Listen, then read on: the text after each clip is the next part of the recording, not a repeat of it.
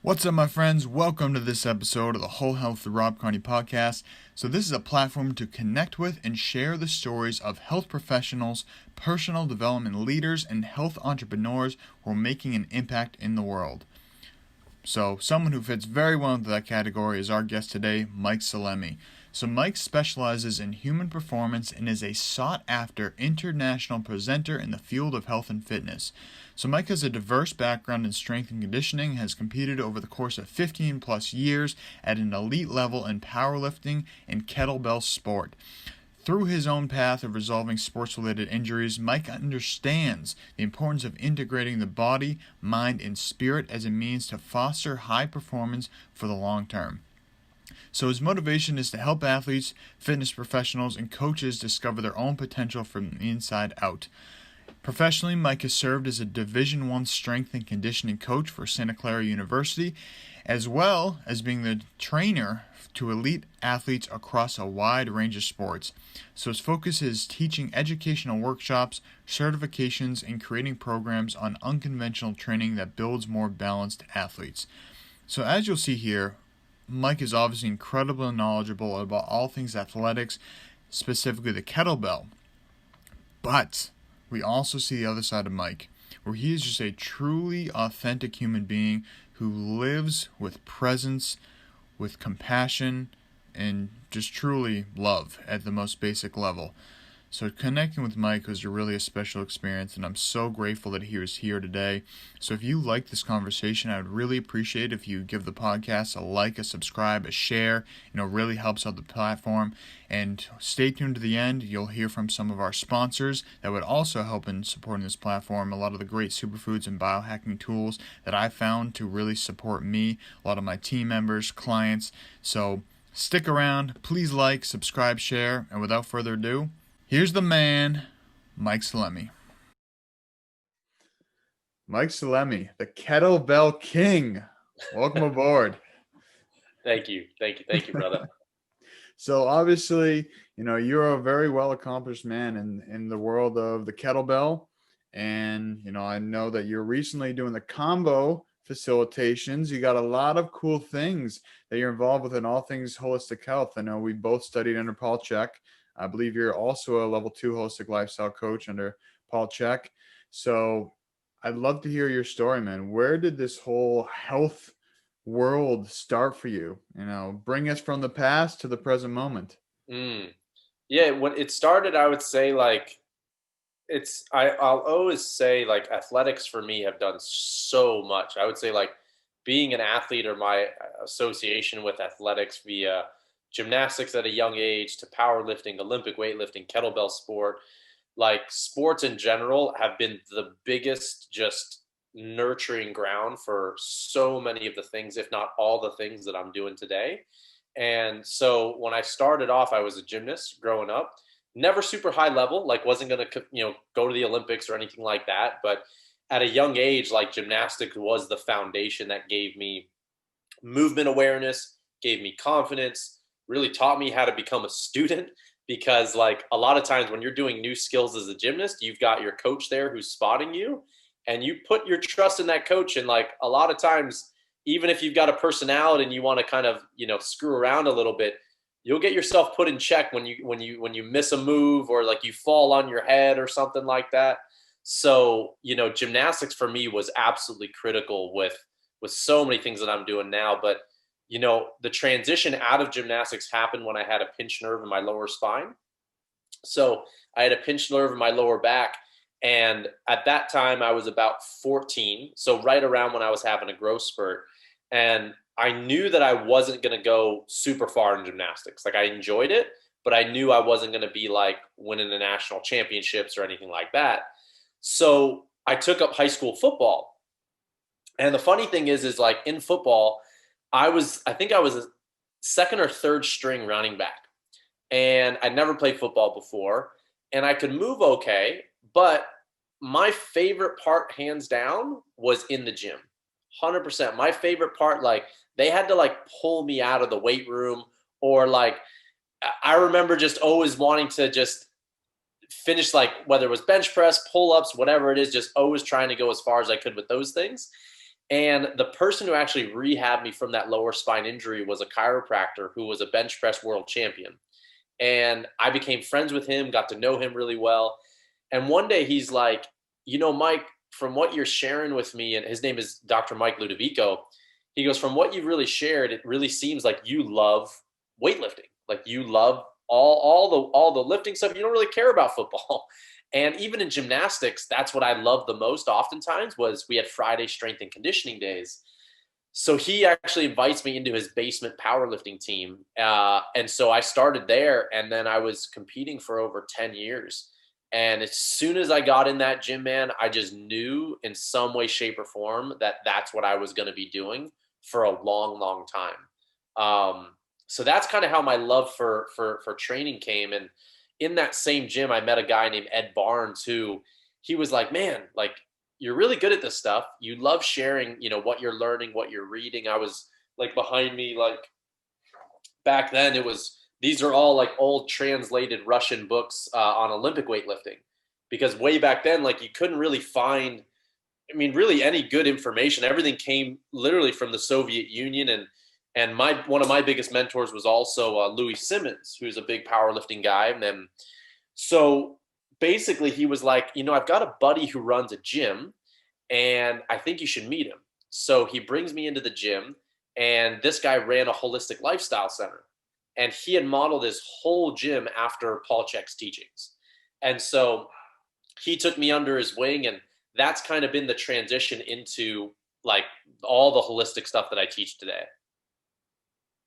Well, that's phenomenal. And it's definitely, really, it's funny to hear you say that story about the football and the gymnastics and all that. And I was like, is he just going to say that he just really likes the weightlifting side of things? So I'm really glad that that's really what came out of it. Cause it's funny how sometimes we go down a path that we think is our path, but really we want the little side path of that. And I think that's what's really cool is that even with weightlifting, especially in America, because kettlebells are they're from Russia, correct? That's kind of the origin of them. Kettlebell sport is the national sport of Russia, which most people don't really know. It's called Girevoy sport. But I would say like modern kettlebells, I would say probably Russia, but actually like there's stories, man. Like there's even old pictures of Shaolin monks from years ago using the locks on their temple doors that actually looks like a kettlebell. So I don't even know if we really know it's been Persians, like all sorts of stuff, but I would say for how we associate kettlebells, Russia, and they actually used them as measuring tools for grains. Wow. And so when you would get sacks of grains, you would see kettlebells on the scale. So yeah, it's been fascinating. And so what got you into the kettlebell specifically? Because obviously you mentioned a lot of powerlifting and all that. What was the draw to the kettlebell as opposed to the barbell or any of the other, traditional tools that we use in America? Yeah, so I would say like I love the barbell like tremendously from powerlifting and Olympic weightlifting. But, at that time when I was in college, I was already a strength and conditioning coach. And actually at that holistic lifestyle center, the owner of the gym, his name is Brian Champ. Even though his whole center like was all around nutrition, functional medicine, check assessments, that sort of stuff, he was also a strength and conditioning coach for a number of colleges. And he knew that like I really wanted to work with athletes. So he goes, why don't you assist me, or kind of like apprenticeship? And over the years, I worked with more and more colleges. And so at that time, I'm trying to think, when I was like 21, I was the strength and conditioning coach of Santa Clara University, their men's tennis team. And one of the things, dude, it's pretty wild when you've got as good as Olympic weightlifting is, the clean and jerk, the snatch, as great as that can be for someone's athletic performance. When you've got 10, 12, 15 guys in a weight room who don't have a background in that stuff, don't know how to do the movements, you've got like an hour and a half or an hour to train with these guys 2 to 3 days a week. And you just like are trying to get them in an efficient workout for their sport with minimal risk of injury. I'm not a huge fan of Olympic weightlifting. So I was looking for tools and modalities of what I could use with these guys, the athletes, that made sense for their sport, had a lower risk of injury, was functional training. If I wanted, I could take it with me on the court with them, could train outside.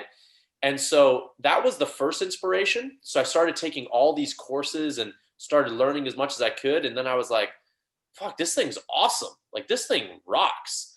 So I just loved it. And I was like, and then at one of the courses I went to, one of the instructors was like, yo, did you even know there was something called kettlebell sport and it's uses Olympic movements with kettlebells? And then I learned and I was like, oh shit, that sounds really hard. Sign me up. Right. Awesome. Yeah. And it's something too that I find that it really comes down to, at least, in my experience, that for people to be committed to exercise, they have to enjoy what they're doing. And if people aren't doing something they enjoy, like for me, I love working with maces. I love working with clubs. I love the odd objects. So I'm really just trying to scratch the surface of the kettlebell. And so I'm really excited. As I said, I have a lighter one. I'm getting some coming into me soon. And I'm going to be diving into your material a lot more than, I've been following you. I've been seeing your stuff, but I'm going to really go nose deep into it pretty soon once I get my bigger kettlebells. But I just love the odd objects. I love the imbalance of things, the instability of these things. And to me, it's just fun. And that's what I really enjoy about that. And whenever I'm seeing you do stuff, you're just having fun. You're just having fun throwing a lot of things around.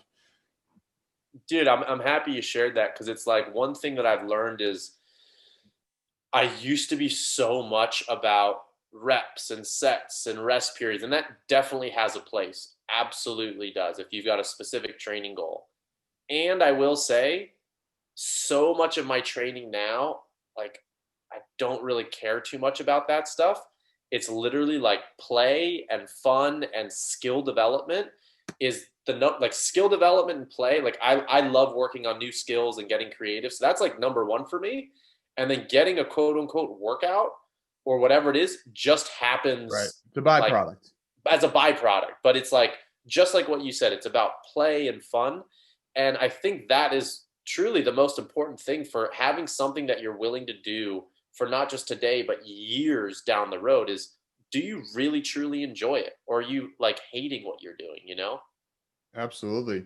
And obviously, as it comes to, being such a high performer at the kettlebell or any sport that you're doing, I'd love to hear some of the other things aside from the exercise that really has helped you to optimize your mind, body, and spirit.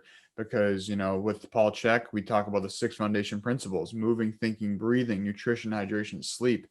And someone who's living a holistic lifestyle, I'm assuming you're not working out all the time and eating McDonald's, going out and partying. I'd love to hear some of those, other tools that you use to really keep your body in check and really recover at a high level. Because I think recovery is a big challenge, where most of us are in a state of sympathetic dominance, that our body's in that stress response and we're not really recovering at an optimal level. So I'd just love to hear some of the other lifestyle tools that you use to be an optimal performer. Yeah, that's a really cool question because like one thing I will say is when people see how, maybe I eat today or how I move today or whatever, or even how you move and how you take care of yourself, I'd be willing to bet like for you as well, like this stuff didn't happen overnight. Right.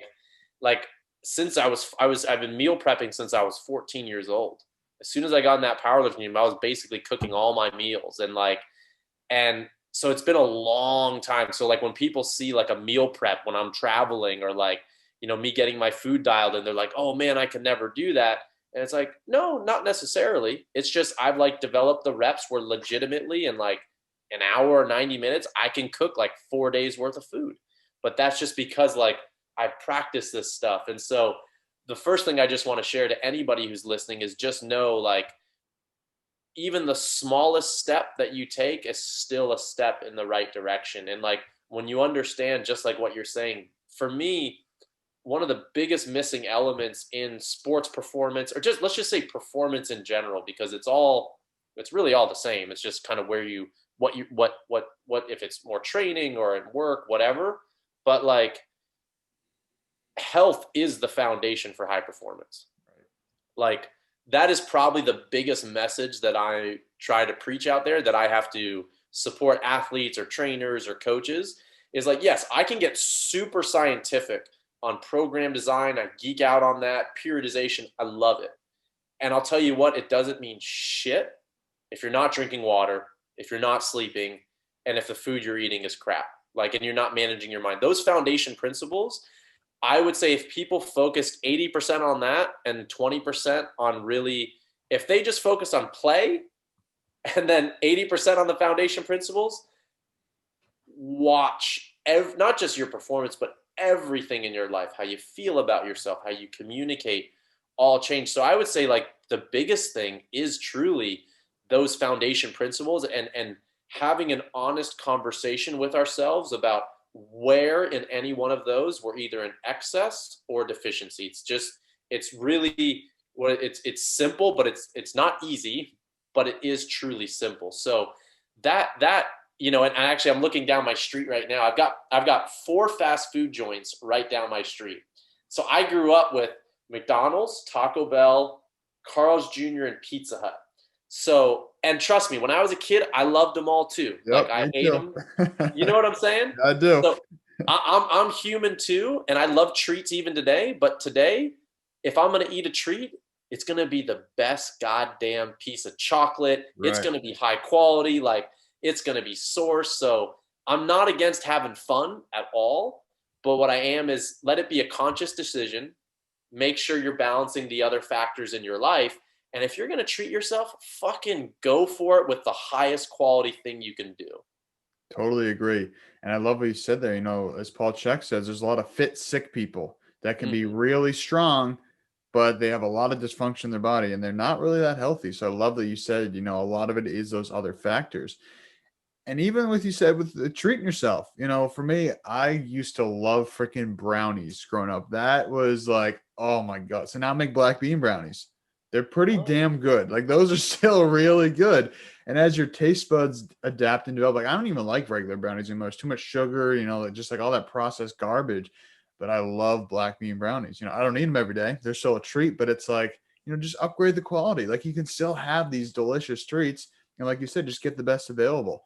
And I know what you said I liked about you got to be honest with yourself and really finding the areas that we're deficient. And that kind of leads me to the idea of shadow work, which I know that is a topic that seems to be really emerging this year. I think with all the crazy bullshit that's been going on this year is that people's shadows have been exposed. So I'd love to hear, in your journey, I'm sure there were times that you had to come face to face with your own shadow. Obviously, being a practitioner of plant medicines, I can only imagine you've come across some of those limiting beliefs and some of those shadows yourself. So I'd love to hear in your own experience, what was some of the shadows and limiting beliefs that you have overcome? And, how can people really utilize tools, whether that's plant medicine, meditation, journaling, things to really be honest with themselves and have the ability to change? Because I think that change can be really scary for a lot of people. And a lot of them aren't as willing to come face to face with those, the dark side. Yeah. Well, man, I love how you phrase that. And I love how you pose the question. So a few things come up with me, and maybe I'll first share a little bit about plant medicines, because that truly has been so life-changing. And I will say, plant medicines, just like you shared, have the ability. I mean, they're working on your consciousness. So whatever they're bringing up, it's in you already, right? So they're illuminating kind of the shadow. They're illuminating things that are outside of our level of awareness. They're illuminating things that maybe we stuffed down and didn't want to look at or numbed ourselves out to protect, to keep ourselves safe. But they can really open up a whole can of worms. And so one thing that I feel incredibly blessed, and I will definitely share if anyone is interested in plant medicine work, highly, highly, highly recommend doing work before plant medicines. There's some great programs out there, whether it's Paul Chek's program, whether it's Training Camp for the Soul, which is another really good one. There's some very good programs that really teach you tools on how to check in with yourself and really how to be more present in our bodies, so that when things come up, especially that the plant medicines can kind of help unlock, we know how to navigate that. Because a lot of times in my experience, the plant medicines is like, it's like most people are like, in elementary school signing up for a college course. Right. And it can be a lot. It can be very overwhelming. It can be very overwhelming. If you haven't done us also the prep, you don't have support during, and especially the support after. Like, yeah, I mean, I remember even just before any plant medicine whatsoever, I was already doing coaching with Paul for 2 years. And, you know, foundation principles, how to manage myself, and still like I've still gotten my ass kicked in plant medicine ceremonies, and that happens. And that's honestly, there's a level of respect and truly, like, I don't like, there is a level of like fear before every ceremony, because it's like, I truly don't know what it's going to unlock. And there's only, my level of awareness is so finite. Like my subconscious is so deep. So even though I take, you know, intentions before, even weeks before preparing, integration as much as I can after, I do coaching sessions with people to help me process things. Man, I still get my butt kicked. So just a word of anyone interesting, you will be very, very, very well served, in my experience and opinion, to do a little bit of even just mental, emotional coaching, whatever that looks like for you, and to also help you get very clear on what you really want to get out of those experiences. I think that's really important. Is, you know, people always told me is set and setting. You know, make sure that the environment that you're in is a healthy environment, and make sure that you're with people that you can trust. Because as you said, like, you know, it's a very vulnerable place to be at times. So you really want to feel safe. And I think that, like you said, going in with the intention beforehand and also taking the time after to really sit with it. Because it's so easy in our go, go, go lifestyle to have a great experience and be like, all right, that was cool. On to the next thing. It's like, whoa, whoa, whoa. What if we take, you know, 6 hours a day, 6 days, a week, however long it takes to really feel into the, all right, so what did I really experience and how can I use that to move forward with more clear intentions, with more purpose, with more love, with more compassion, more presence. And so that's where I think a lot of these tools, like you're talking about, like having mentors available, having coaches available, you know, using programs of people that have done this successfully, because we don't need to reinvent the wheel here. Like you said, everyone's experience is going to be different, but there's generally some common themes that we can kind of weave in and really learn from other people's experiences. And so obviously, combo is one that you are, you know, very well versed in. It's one that has not called to me yet. I've been offered to it by one of our mutual friends who we both did a podcast on yesterday. Shout out to Highly Optimized Podcast. But it just hasn't called to me yet. It hasn't been something that really has spoken to me. So really for me, it's been a lot of psilocybin has been the main one. Some hape as well, but mostly psilocybin has kind of been my calling, and some DMT as well. But I'd love to hear why combo to you and any other plant medicines that have really called out to you, and, you know, what you've really gleaned from that, because I'm sure there's people out there that sometimes when I'm explaining the experience, it's like I sound like a crazy person, like, oh, the grass was breathing, oh, the rocks were vibrating, like. So I'd love to just hear, you know, why you choose plant medicines and why you choose the ones you do. Yeah. So, like, one of the questions you had asked earlier was that I'll tie into this question is like, what were some of the limiting beliefs that I've personally been working on? And, you know, just the one that comes right to the forefront of my mind is that making money has to be hard. Like, and that, in my experience, like, you know, both my parents are from Sicily. My dad's very like self-made, was a manual labor for most of his life, was laying marble and granite floors and countertops for 18 years. And, you know, without it even being said, what I observed and felt as a kid was you have to work 7 days a week or 6 days a week, 15+ hour days to support your family. And you know, I owe a lot to my dad. I'm so grateful because I also got to witness what discipline looks like, what hard work and loyalty for family looks like. So I am forever grateful. But how I experienced that growing back, I've really had to do a lot of shadow work, or just trying to figure out, where did this come from? You know, was this something that I actually truly believe, or is this something that I somehow took on from my experience at 4, 5, 6, 7, 8, 9, 10, 12 years old from my parents all those years? And once I started identifying that, And it was not an overnight thing. And I would honestly say, like, even there's still remnants of it today at certain times, because it's like, certain things trigger, right? Like family is one of the things. If I'm around my dad and he brings something up, or my mom, it's like sometimes it brings me back, and then I have to, whoa, okay, breathe, Mike, check in. Is this yours or is this theirs? So that has been one really big limiting beliefs. And, with combo specifically, so I started combo as well as everything else, really truly just focused on the physical side, like the lens of looking at how is this going to improve my performance on the platform, my recovery. And the first time I did combo, like, I always share this with people, like, it was so crazy. The next day I was like, man, I could run through a brick wall. Like, I felt like superhuman. And I was like, wow, this is incredible. And then I started also noticing I wasn't getting sick nearly as much, because I had a pretty weak immune system growing up, wasn't breastfed, was premature a month, had fungal parasite bacteria infections, at stage 3 adrenal fatigue. So I had a lot of health issues, let's say, or was in a vulnerable state. And I started noticing that, like, man, when I'm under stress, whether it's via school or traveling, I'm not getting sick. And so I started really sitting with it more. And then more and more I sat with it, I was like, huh.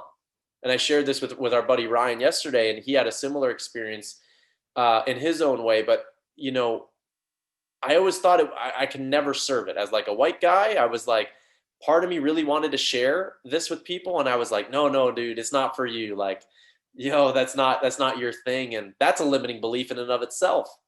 So, but the more I did it, the more I grew in a connection with it. And the more I would ask, I was like, okay, if you do want to share this with others, where is it really coming from? Is it coming from wanting to serve, one of these medicines and be cool or whatever the F?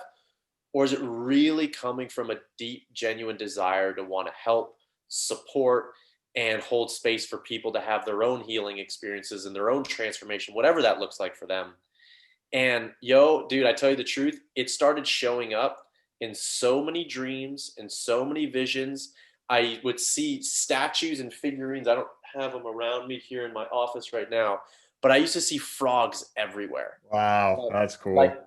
on my altar, like I would be staying in Italy at a friend's house, and right next to the bed, there'd be a mini frog figurine.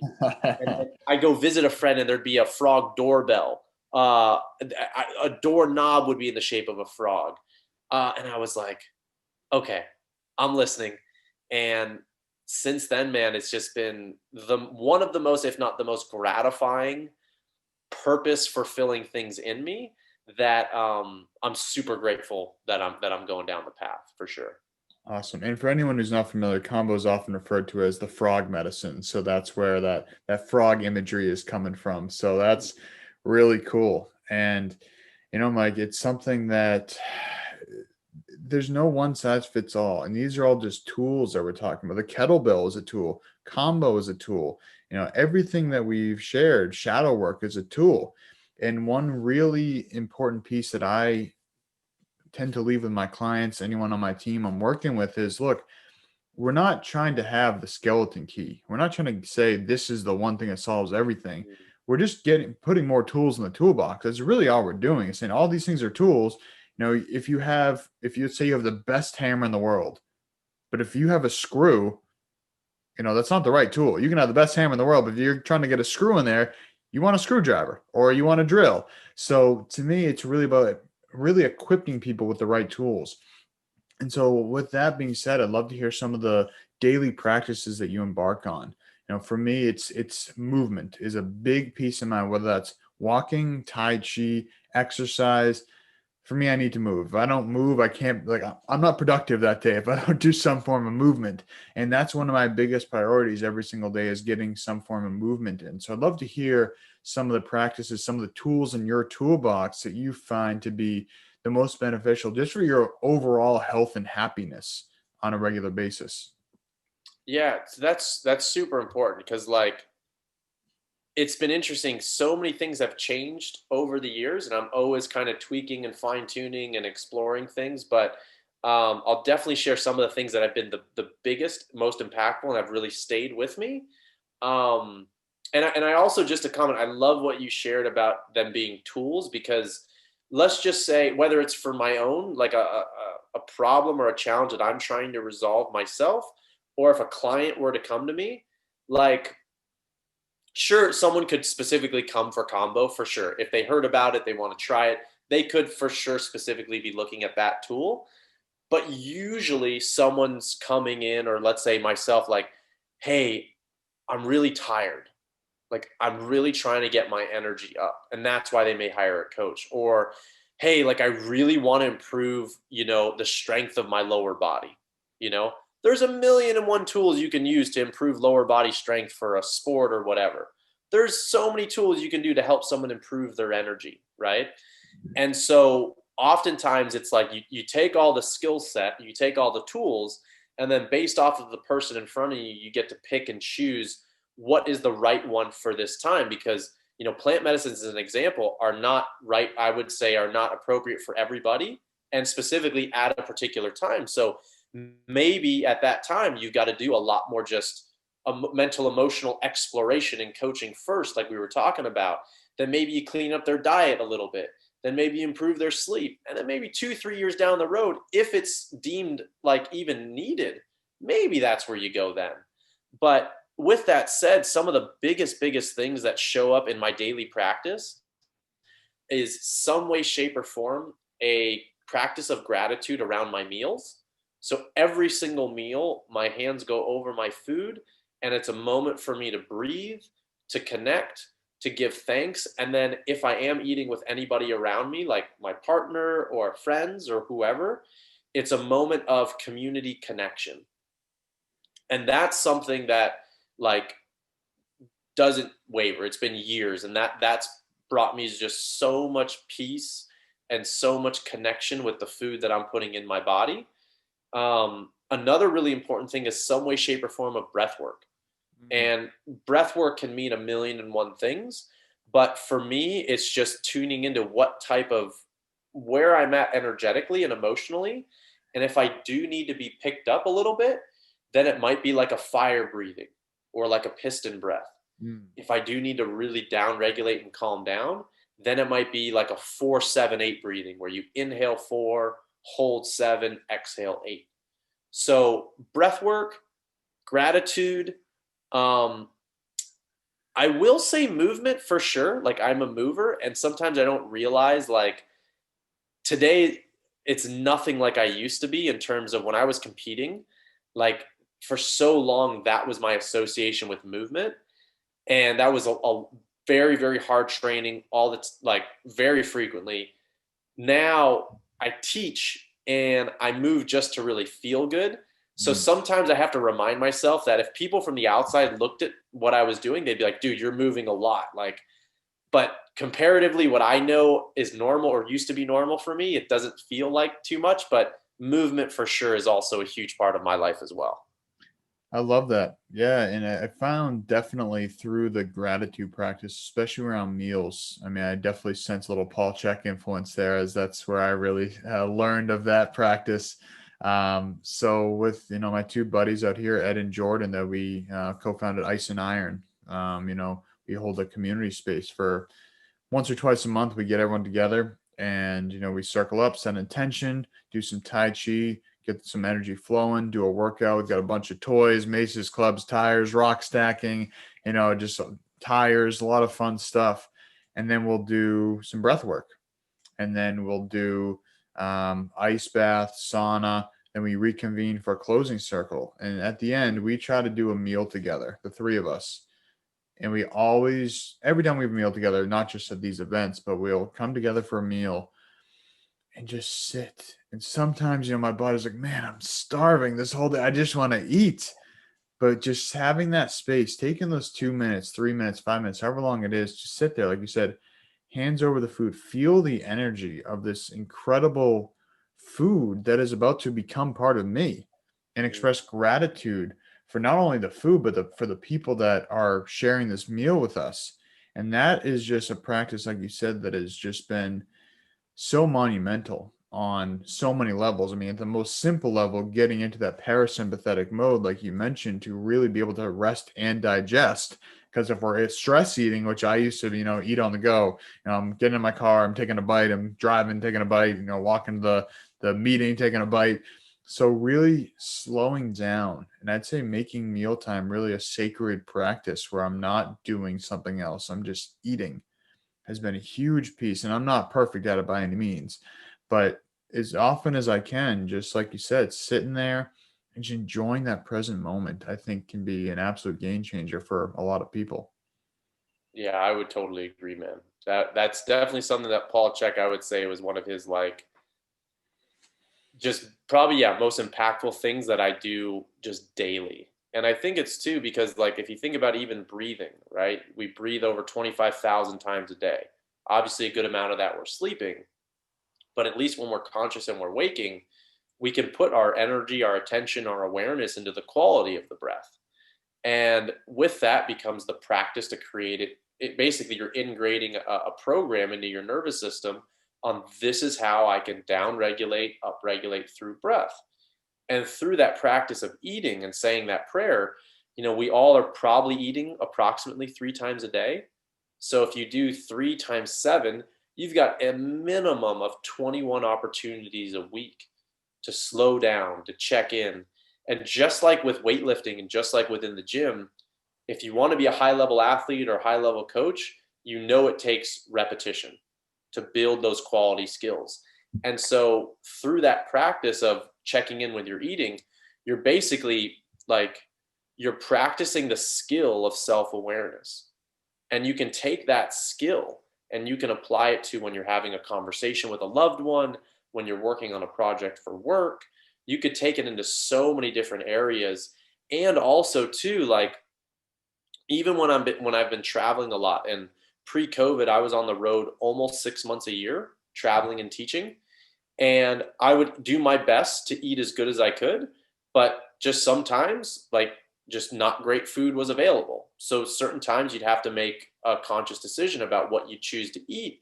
And even in those moments, just saying this prayer of intention and checking in with myself and giving gratitude, whether you want to call it the placebo or whatever, it did change how I experienced that meal and my stress around the meal, and just allowing myself also the freedom to not quote unquote be perfect, and knowing that I'm on the road. And so I truly noticed how that checking in and that practice of prayer and gratitude legitimately affected even when I would eat less than ideal quality food. It just felt better and felt more nourishing to my body. I love that. Yeah, sometimes it is like we're faced with challenging times, and the body's very, very resilient. That even if we're not doing the perfect thing all the time, that's where the whole 80-20 rule comes in. If you're doing the right things, and whether that's 90-10, 85-15, whatever the number is, but the general idea, 80-20 rule, if we're doing quote unquote the right thing for our bodies 80% of the time, our body is resilient enough that it can take a little bit of stress. And we're very good at dealing with acute stress, not the chronic stress. That's where a lot of these chronic diseases and challenges come in with the chronic stress. But our body's very resilient, can deal with acute stress at a very high level. And so one of my favorite acute stressors is cold therapy, ice baths, cold showers. I'd love to hear, what sort of stressors or hormetic stressors you're putting on your body that have helped you to, really become a good athlete. Obviously, exercise is one, but are there any other tools in the hormetic stress world that you utilize?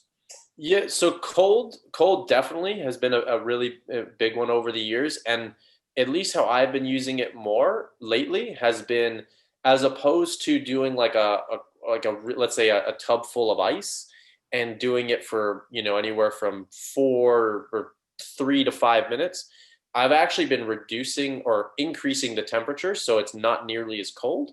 Maybe it's somewhere around 50, 55 degrees, somewhere in there, but actually trying to stay in for longer.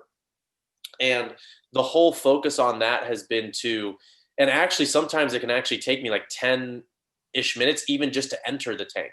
So I'll actually go in super duper duper slow where I'll sit, if it's on my tub, I have a little seat. And the first thing that I'll do is I'll just put one foot in, and then I'll put the second foot in. And it might take me literally like 3 minutes just to get the whole foot in. And then I'll slowly start pushing one leg in, slowly the other. Then I'll sit on the knees. Then I'll sit on the butt. Then I'll put my hands in the water. And then slowly I'll start sitting down. So that whole process is very, very gradual. And I learned this from a buddy of mine who's done a tremendous amount of work and research in cold therapy. His name is Justin Nope, and fascinating guy. And so he coached me through my first few sessions. And what we were doing was very slow. And during the whole time, the idea was not to let like my breath or that stress to go up. So to actually see if I could nasally breathe and not essentially get stressed out. Right. And so if I noticed at any point, like, oh my gosh, I'm getting that fear response or that cold response, then what would happen is like I would stop. And then he's got a specific breathing type that he teaches to create a little bit of heat in the body.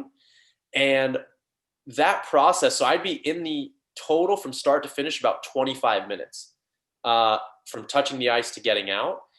It's been so helpful in teaching me how to stay calm, especially under these stressful scenarios, and not just have it be such a big shock. Not that there's not a time and a place for that, but to kind of like reprogram how I respond to that stress. That's been super helpful. I love that. And I love what you said a little bit before that, was the fact that a lot of these principles that we utilize in the world of health can also be translated to our relationships and any other aspect of our life, our business, our whatever. Everything is so well connected that improving a skill in one area is going to help you in another area. And I really like what you said there, is in terms of adapting to and dealing with stress as it comes on and staying calm, still breathing, and staying present. Because I find myself that if I'm getting frustrated, usually, if I'm getting frustrated at someone, having a conversation, my breathing is getting more shallow. I'm not breathing through my nose, I'm breathing through my mouth, and that stress response is coming on. But like you said, if we can remind ourselves, take a breath before, keep the breathing continued, don't spike it up, stay calm, stay steady. That's going to be a completely different conversation than if we're getting into that stress response. So I love that principle, and everything is so connected. And so, Mike, I want to transition a little bit here and just, obviously, as we said in the beginning, you're someone when we see you on Instagram, on your website, kettlebell master, combo practitioner, or facilitator. What are some other aspects of Mike Salemi that aren't broadcast to the world? What are some things that happen behind the scenes that aren't, in that Instagram bio or on the Instagram feed or on the website that, people could really benefit from knowing a little bit more about you?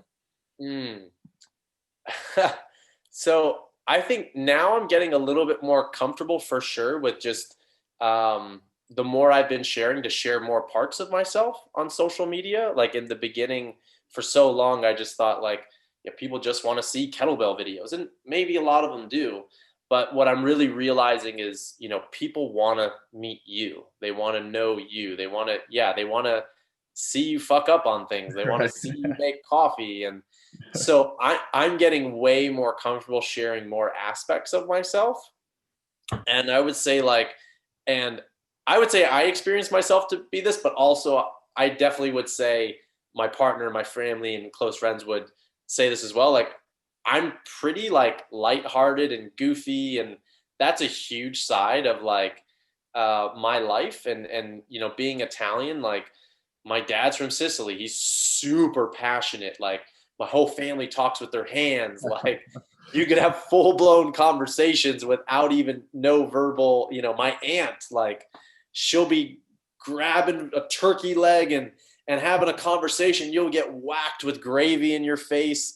And so I come from a very passionate culture, and so many parts of me I would experience and to just be goofy and lighthearted and fun. And I think I do have the ability though to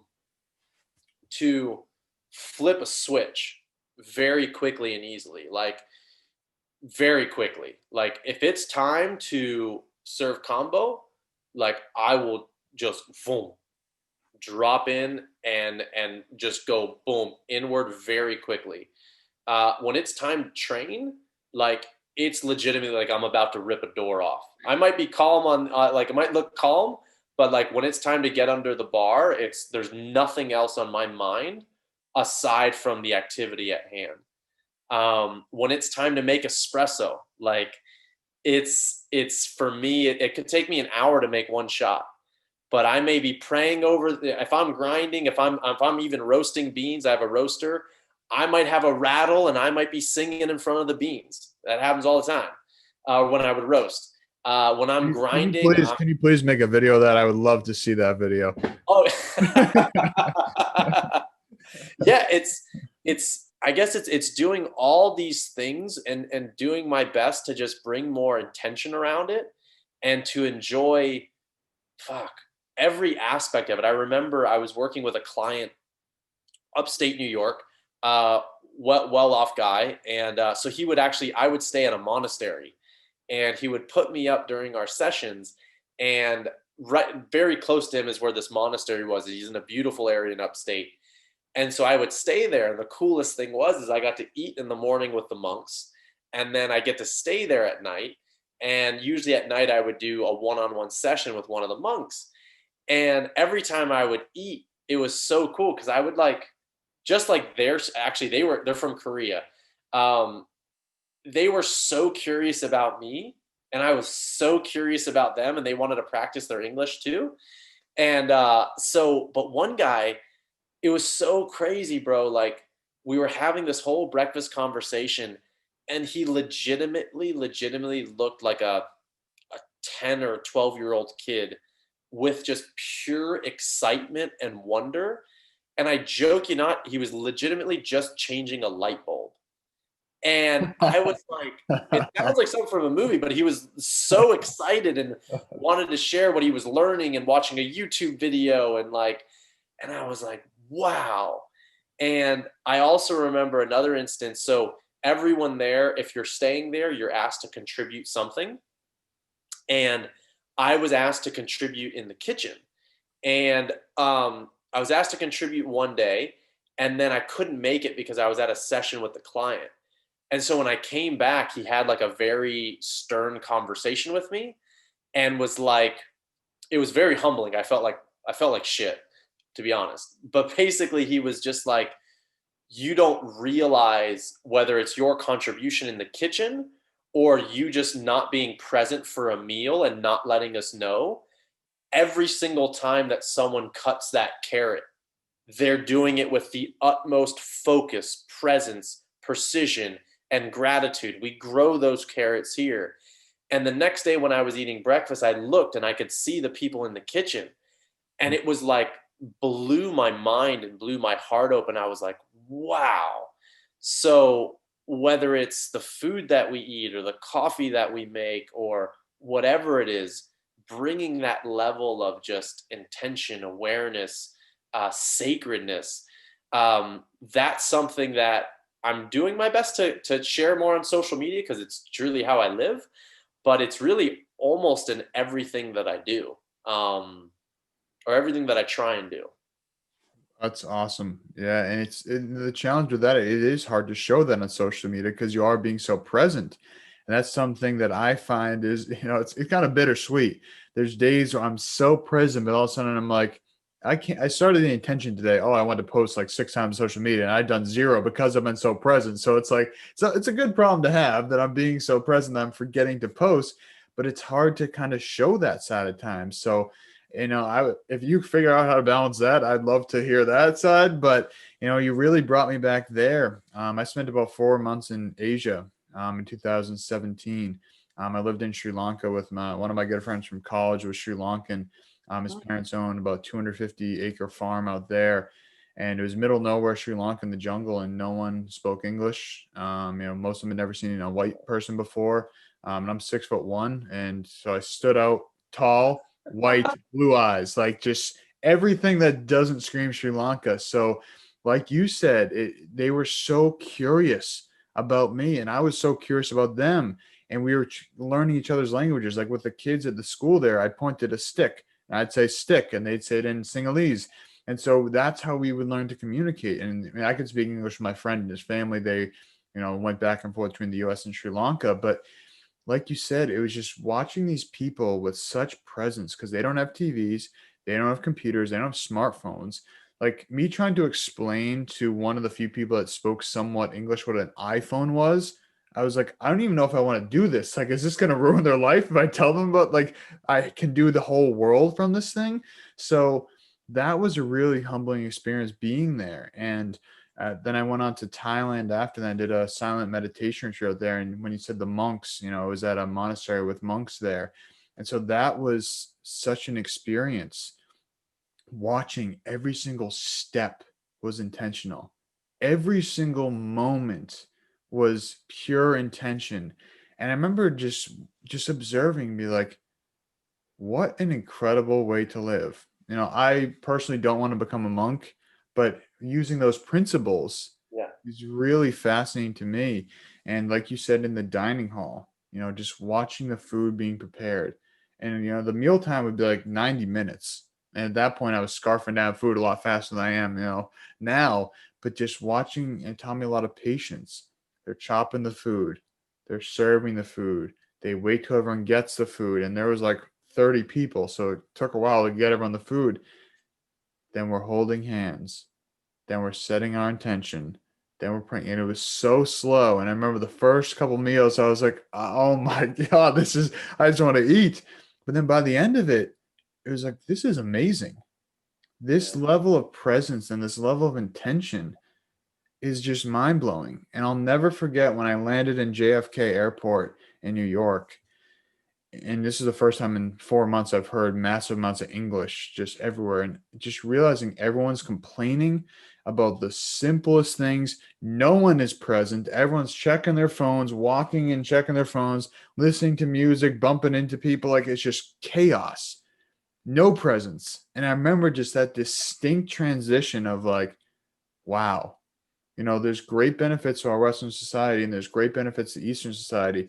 I don't think one's better than the other per se. I think it's just, really learn to blend a lot of these principles. I love a lot of the aspect. I mean, I love America. America's freaking awesome. I think we have a lot of great things here. Of course, there's areas we can improve, but I think with anything, it's really just finding that balance.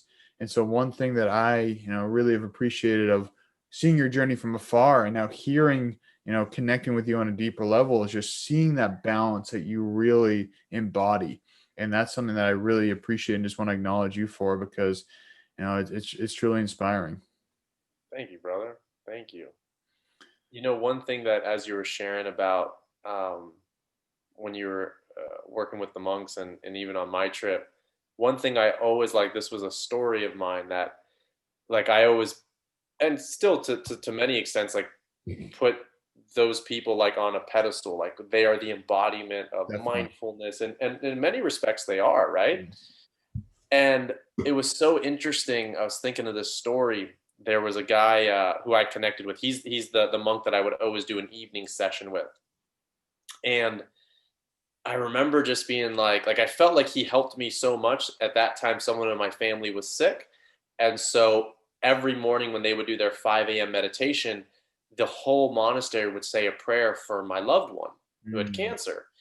And I was just like so blown away and heart open. I'm like, wow, oh my God, like what can I give back? And I did some donation to the monastery, but I was like, there's nothing I have that these guys would want. They're monks, like legit. They don't want a car. They don't want to. But the lesson for me in that moment was truly like, I really do believe that every single person in this world has something to teach. Every single person has something of value to share and wisdom. And this one monk, Mr. Park, was having a shit ton of pain in his lower back because of the amount of hours he was sitting in meditation. He was just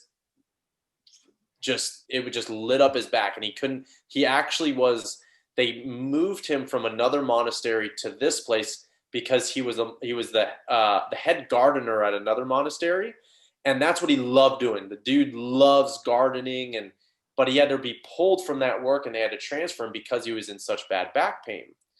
So one of the things that I teach is a method called Aldoa Stretching, or Aldoa strengthening exercises, which is all about increasing the space and the strength in between specific joints. Basically, it's like, think of it like a joint strengthening or a joint stretch based exercise.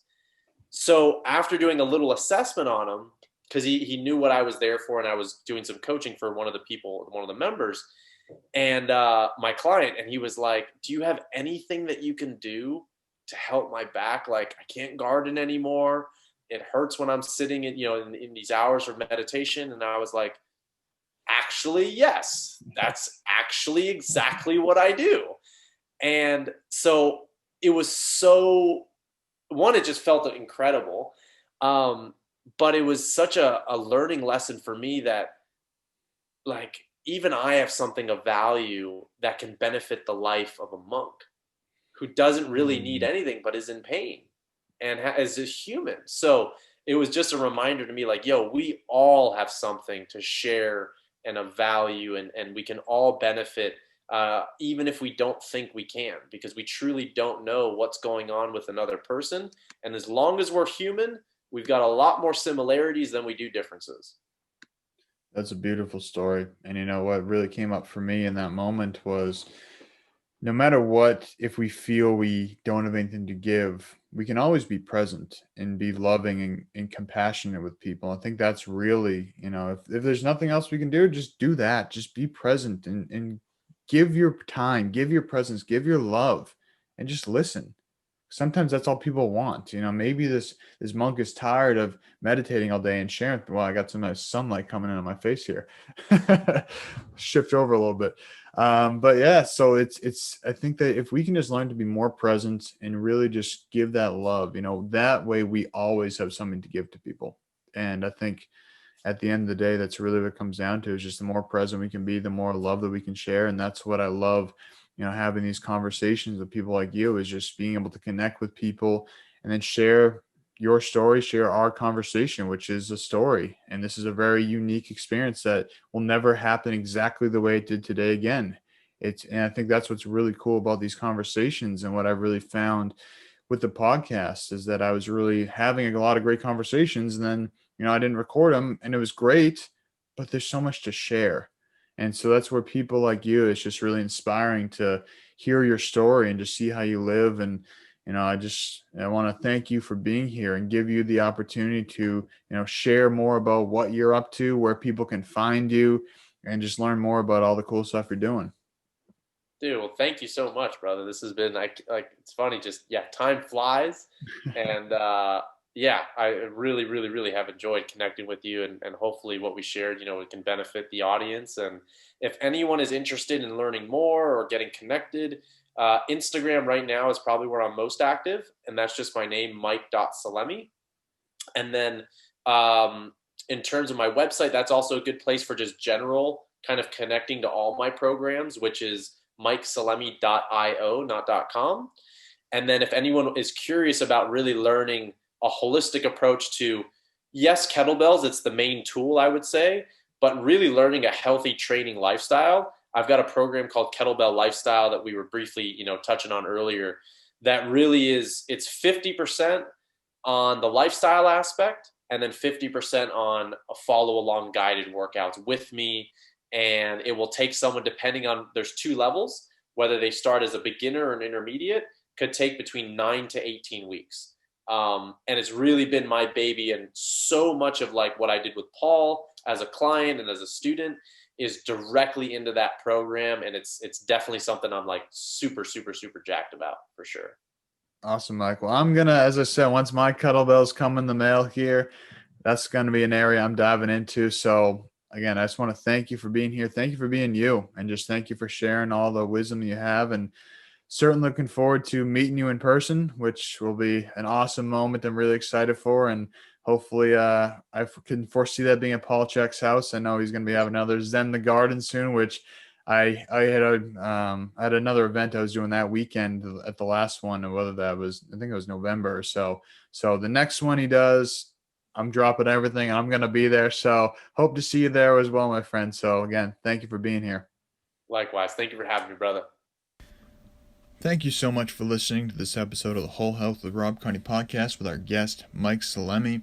So obviously, as you've seen, Mike is just a wholehearted, compassionate, knowledgeable dude.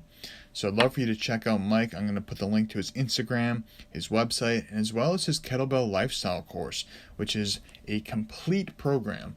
It's the online kettlebell program that personalizes every workout to you. So I'm going to put those links in the description box here. Check those out. Check out Mike. And as I said in the beginning, please like and share this podcast. Subscribe if you found there was any value in here for you. It really helps out the channel.